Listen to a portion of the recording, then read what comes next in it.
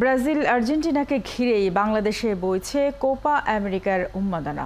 জাতীয় ফুটবল দলের সাবেক অধিনায়ক আশরাফুদ্দিন চুন্নু বলেন, আসরের প্রতিটা ম্যাচই হচ্ছে প্রতিদ্বন্দ্বিতাপূর্ণ।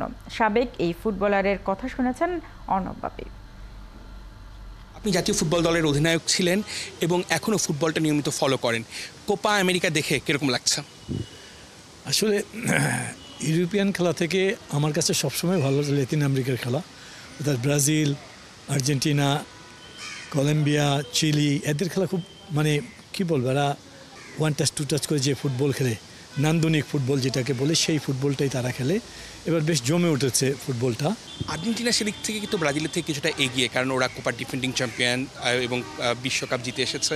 ওদের যে টিম বন্ডিং, অ্যাটাক, ডিফেন্স বা মিডফিল্ড, সেদিক থেকে ব্রাজিল কিছুটা ছন্দ ছাড়া মনে হয়েছে কিনা?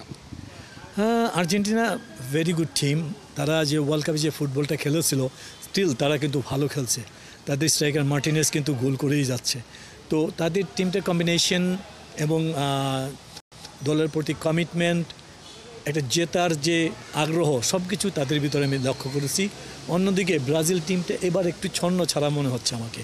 যে ফুটবলটা ব্রাজিল থেকে আমরা আশা করছি, সেটা কিন্তু আমরা এখনও পর্যন্ত দেখতে পাইনি। হয়তো নেক্সটে দেখতে পাবো, বাট আর্জেন্টিনা সেই দিক দিয়ে অনেক এগিয়ে আছে। ব্রাজিল আর্জেন্টিনা ছাড়াও কি নতুন কোনো চমক কোপা আমেরিকায় দেখা যেতে পারে? ল্যাটিন আমেরিকার ফুটবল, অর্থাৎ one touch to touch football সবার মধ্যে কিন্তু বিদ্যমান, যার জন্য কেউ কাউকে ছেড়ে কথা বলছেন। আপনি দেখেন যে এই জিতছে 2-1 গোলে জিতছে, 2-2, 2-0 গোলে জিতছে, পার্থক্য কিন্তু খুব একটা বেশি না। এটা আমি বলবো যে ফুটবলের জন্য ভালো দিক।